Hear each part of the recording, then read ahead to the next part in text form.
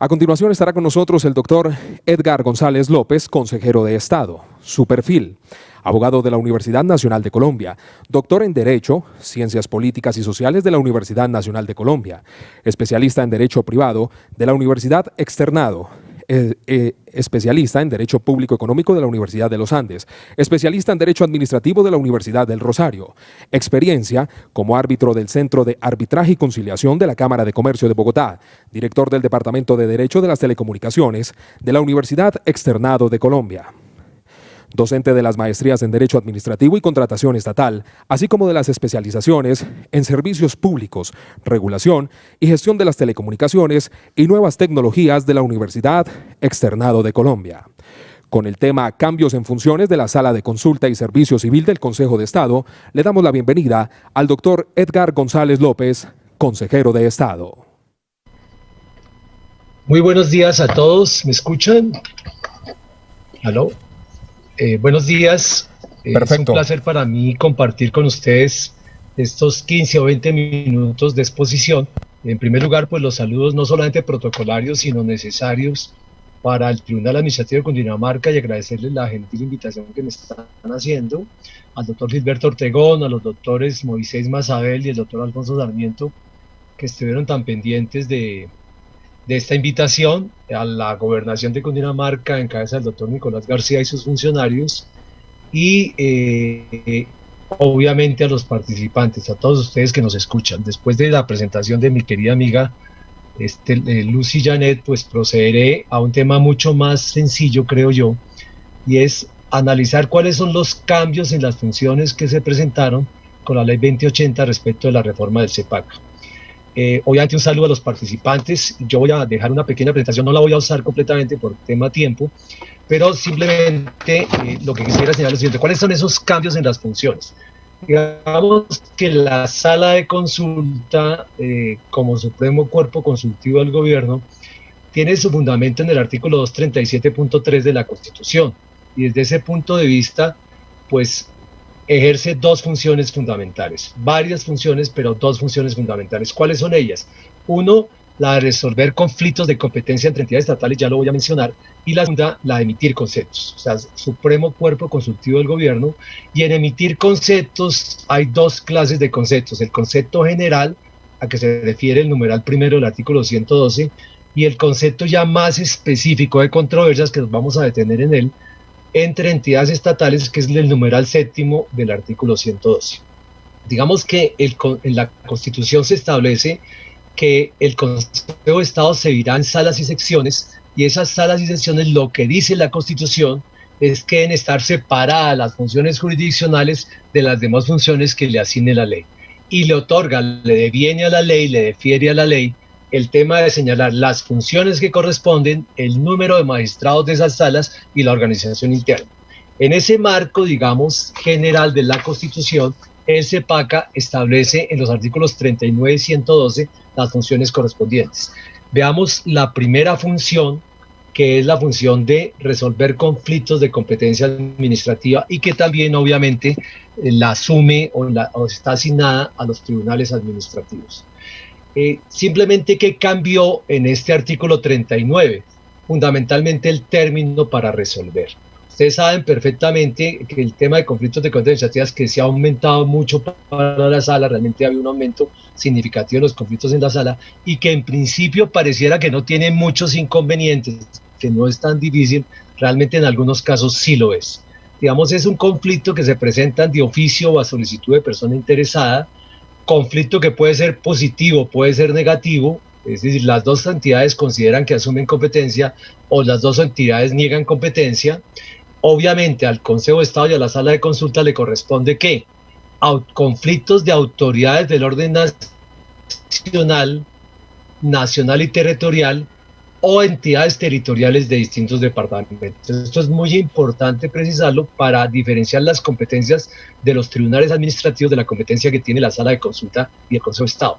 Otro tema importante aquí que quisiera yo resaltar es la obligación legal de la última autoridad que se considere competente o no competente de remitir la actuación al Tribunal Administrativo, al Consejo de Estado. Desafortunadamente, a veces ve uno en algunos conflictos de autoridades que se mandan un ping-pong, usted se lo devuelvo, no, simplemente, repito, hay una obligación legal de la última autoridad y obviamente porque están corriendo términos y términos sobre derechos fundamentales, el tema de los derechos laborales, el tema de familia, etcétera, etcétera.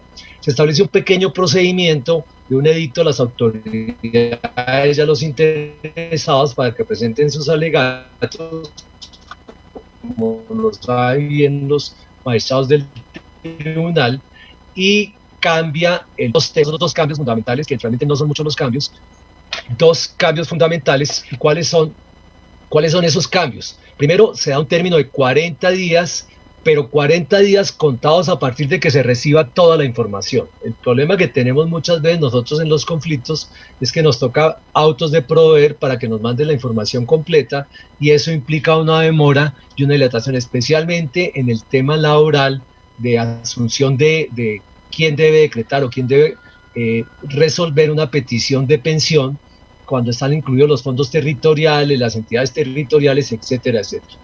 Y 40 días que se cuentan a partir del momento en que se contabilice toda la información, que tengamos toda la información. Y en cuanto a este artículo 39, que no me quiero detener más en él, pues fundamentalmente la norma establece que no procede recurso alguno. Vamos a la parte realmente importante de los cambios, que se refieren al artículo 111, a la función consultiva que tiene la sala correspondiente. Primero que todo, ¿qué cambios se establecen en el artículo 112?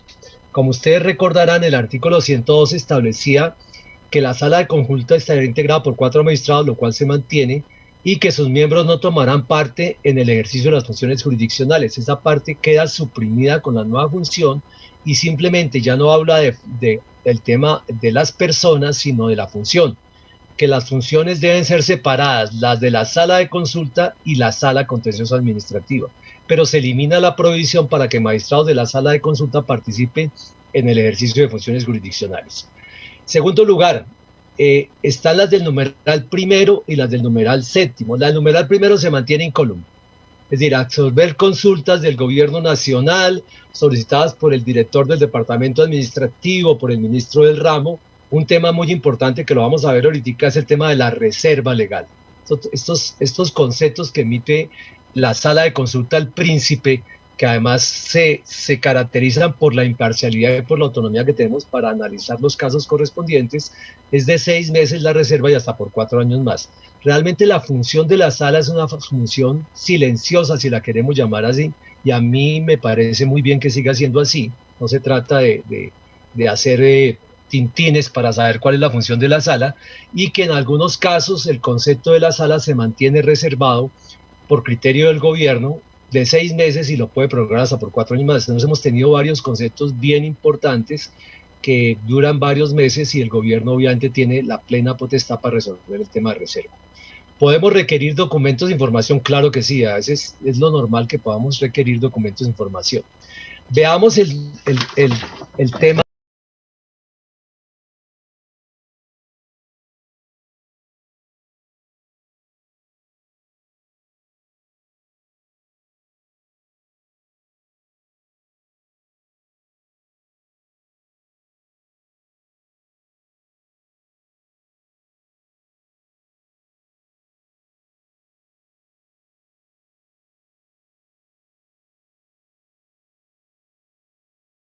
Se presenten entre entidades estatales.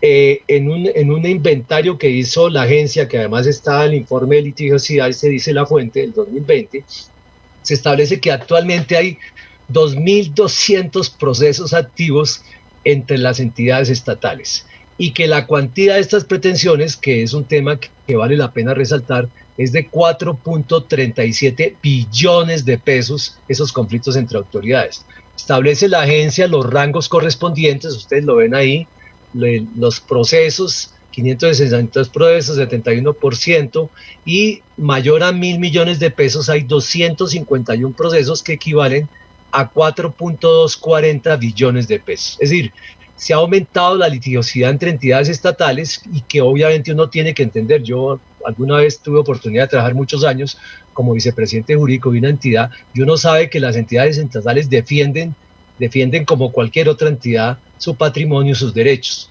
Pero digamos, la conclusión lógica, la que pareciera redundante, la que pareciera de perogrullo, es que no se justifica desde ningún punto de vista que las entidades estén erogando cuantías cuantiosas o grandes cuantías en los procesos judiciales por honorarios, por costas judiciales, por costos de pruebas, por intereses, porque al fin y al cabo todos son recursos públicos. Esta es una iniciativa del gobierno que nosotros la acogimos. No es que se trate de una función nueva, se trata de una función que se fortalece y se establece un pequeño procedimiento. Entonces yo creo que la razón de ser es muy clara, es decir, la idea es también ayudar a la descongestión de los tribunales y del Consejo de Estado en estos conflictos entre entidades estatales. Veamos un poco el contenido de la reforma. ¿Cuál es el contenido de la reforma realmente?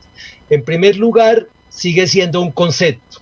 Nosotros no vamos a resolver, no tenemos facultades legales para funciones jurisdiccionales. Emitimos un concepto que además no es vinculante. Cuando se llega a la sala, se llega por solicitud de la Agencia Nacional de Defensa Jurídica y como lo hemos tenido en otras oportunidades, las partes interesadas, las entidades estatales, solicitan por intermedio de la agencia a la sala un concepto sobre los conflictos que se tienen.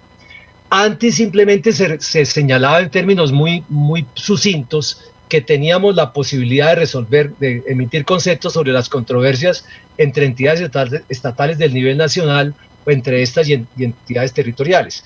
¿Cuál es la primera gran diferencia? Antes se decía con el fin de precaver un eventual litigio.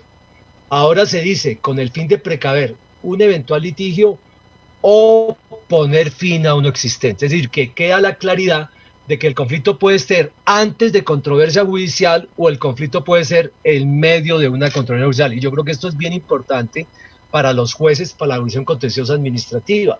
¿Por qué razón? Primero que todo, es un concepto. No hay ninguna duda que es un concepto y ese es el ámbito de aplicación del concepto. En segundo lugar, fin de precaver un eventual conflicto o poner fin a uno existente. Es decir, que la sala tendría competencia para emitir un concepto aun cuando la controversia correspondiente entre entidades estatales haya sido sometida a la jurisdicción contenciosa administrativa. La segunda es que se amplía el tema de legitimación. La legitimación ya no la tiene solo el gobierno nacional, sino la Agencia Nacional de Defensa Jurídica del Estado, porque al fin y al cabo ella es la que conoce, la que está pendiente, la que tiene el análisis de las controversias existentes. Nosotros ya hemos tenido oportunidad el año pasado, en plena pandemia, al principio de resolver un conflicto grande entre dos entidades de valores significativos y se logró emitir el concepto. Ya nos tocó hacer varias reuniones, varias audiencias con las partes interesadas y digamos de esa práctica que hicimos se llegó a la conclusión de la necesidad de reformar este artículo. ¿En qué se reforma además? Primero que todo, la controversia es jurídica. Nosotros, como obvias razones, somos parte del Consejo de Estado y cualquier concepto que emitamos es solo desde el punto de vista jurídico. Aquí no juega el amigable componedor o el conciliador simplemente de conveniencia. Un tema muy importante es la suspensión de todos los términos legales, así lo dice la norma. ¿Y a partir de cuándo se da la suspensión de todos estos términos legales? Al día siguiente en que se solicita el concepto a la sala. Ojo lo que estoy diciendo. Yo solicito hoy el concepto a la sala y al día siguiente se suspenden los términos, cualquier término, es decir, términos judiciales, términos de caducidad y términos de prescripción. Esto implicaría necesariamente que si el conflicto está sometido a una controversia de carácter judicial, está en demanda, en contestación de demanda, alegatos, pruebas, lo que sea, ese proceso judicial queda suspendido ipso lei, ipso iure, porque la ley lo manda así. Desde ese punto de vista también no empezarían o no seguirían corriendo los términos de caducidad y prescripción. El tema de la reserva, realmente en el tema de la reserva diría uno que como no hay norma en contrario y es un concepto, se sigue considerando reservado el concepto, pero con algunas peculiaridades que yo creo que vale la pena señalarlas. Reservado respecto de la ciudadanía en general, pero respecto de las autoridades involucradas no, porque como lo vamos a ver, la corporación, la sala de consulta, tiene que instaurar o solicitar una audiencia, o sea, va a realizar una audiencia con las partes interesadas. Entonces uno diría que esa reserva legal establecida en el CEPACA no sería aplicable, por lo menos en la parte inicial, a los interesados. El tema del procedimiento, si es tan amable, pasamos la siguiente hoja. El tema del procedimiento, digamos, ¿cuál es el procedimiento? Pasamos, son tan gentiles. Digamos que la norma inicial no tenía un procedimiento, nosotros nos vimos abocados a decir, bueno, ¿y aquí qué hacemos? Podemos decretar pruebas, podemos practicar pruebas, porque fíjense que no es exactamente lo mismo, pero sí tiene una función muy similar a un amigable componedor. Lo que uno primero le dice al procedimiento es, la solicitud debe ser completa, deme todos los hechos y los documentos pertinentes sobre el contenido completo de la solicitud y precíseme el contenido de la controversia para poder emitir el concepto. Obviamente son puntos de derecho a la competencia. ¿Qué se establece sobre el procedimiento? Primero que todo, una audiencia con entidades involucradas, y se adiciona, también es un tema nuevo, la Agencia Nacional de Defensa Jurídica, que parece lógico que es la que lo solicita, pero también el Ministerio Público. Nosotros ya realizamos una audiencia hace tal vez unos 15 días, donde ya participa el Ministerio Público, y para la sala es muy importante conocer el concepto y el pronunciamiento del Ministerio Público. Y obviamente anexarán en esa audiencia, precisarán el contenido de la controversia y las pruebas documentales correspondientes. Un tema muy importante que se incluyó en el trámite en el Congreso y que estaba incito, tácito, pero ahora queda expreso, y es que la sala puede decretar pruebas en los términos del CEPACA. ¿Cuáles pruebas? Las que resulten necesarias para poder emitir el concepto sobre la controversia económica presentada por las partes. ¿Podría haber un dictamen pericial? Podría haber un dictamen pericial, no habría ningún inconveniente, y todos los que resulten necesarios para poder emitir el concepto correspondiente. Entonces tenemos audiencia, tenemos pruebas, y también se establece un término para que la sala se pronuncie. Se habla de 90 días que se cuentan a partir de que se cuente con toda la información. Ese es un tema que también nos ha pasado, que no tenemos toda la información. Se establece una prórroga de 30 días más cuando se presenten hechos no conocidos o sobrevinientes. Digamos que ya cuando uno empieza a mirar la norma, pues se encuentra que es válida. Sin embargo, va a ser muy difícil aplicar estos 90 días cuando haya un dictamen pericial de por medio. Se entiende que si en los términos del CEPACA, lo que seguramente van a ver con el doctor Martín Bermúdez, cómo quedó el tema de un peritazgo en la reforma del CEPACA bajo las dos vías, bien sea por peritazgo aportado por las partes o peritazgo decretado por el juez correspondiente. El término de 30 días, y finalmente, con esto creo que termino, porque realmente la reforma es relativamente sencilla, pues para poder hacer todo esto que estamos hablando, de fortalecer la función de resolver o de emitir conceptos sobre las controversias económicas de las partes interesadas, y si estamos hablando, obviamente, de procesos activos hay 2.200. Nos contaba la agencia que habrá que descontar los 600 que tiene la DIAN, porque ahí realmente no hay posibilidades de concepto. Estábamos hablando de 1.600. Nosotros nos hemos reunido ya con el doctor Camilo Gómez de la agencia para que poco a poco, como dice la canción, o despacito, como dice la otra canción, según la generación correspondiente, nos vayan solicitando los conceptos de estos 1.600 procesos para ayudarle a la administración a resolver. Creo que la función esencial de la sala, a diferencia de la contenciosa, es colaborar con el príncipe en las soluciones correspondientes. Desde ese punto de vista estamos haciendo un llamado, y lo hemos venido haciendo, a los directores de las oficinas jurídicas, a los secretarios, para que se acerquen a la sala. Nosotros queremos ayudar, queremos ser útiles bajo la imparcialidad que tenemos, bajo la autonomía que tenemos, de poder ayudar a emitir conceptos sobre las controversias correspondientes. Entonces, el último punto, ¿cuál es? Que el artículo 83 de la ley 2080 uno lo puede leer desde el punto de vista de la jurisdicción, clarísimo que sí. Habrá que fortalecer las funciones de los jueces, habrá necesidad de personal suficiente, y obviamente la comisión de seguimiento, que en todas la semana entrante está la primera reunión, y la implementación de esta reforma va a requerir que a la sala se le fortalezca tanto en la parte de recurso humano como en la dotación de infraestructura. 1.600 procesos, póngale 1.000 procesos, pues obviamente va a implicar un tema de adición en estos recursos. Si uno mira costo-beneficio, entre los costos, y lo dijo la agencia, no lo decimos nosotros, entre los costos que está implicando para las entidades estatales, los gastos de honorarios, de comisiones, etcétera, etcétera, versus los costos que implicaría fortalecer la parte logística y de recurso humano en la sala, pues la respuesta es obvia, es mucho mejor fortalecer a la sala. Es decir, puede haber una nueva planta de cargos y unas apropiaciones presupuestarias. Para no pasarme el término que me otorgaron de 20 minutos, esto sería lo que yo podría compartir con ustedes frente a la reciente reforma del CEPACA. Uno, se mantiene igualito la formulación de conceptos, no cambia nada. 2, se amplía el plazo en cuanto a los términos, que también se le amplía para los tribunales administrativos, los términos para resolver conflictos de competencia que a veces son muy difíciles. Todavía no se ha aclarado quién es el competente para resolver, excúsenme la redundancia, un conflicto de competencia entre una autoridad administrativa y una jurisdiccional.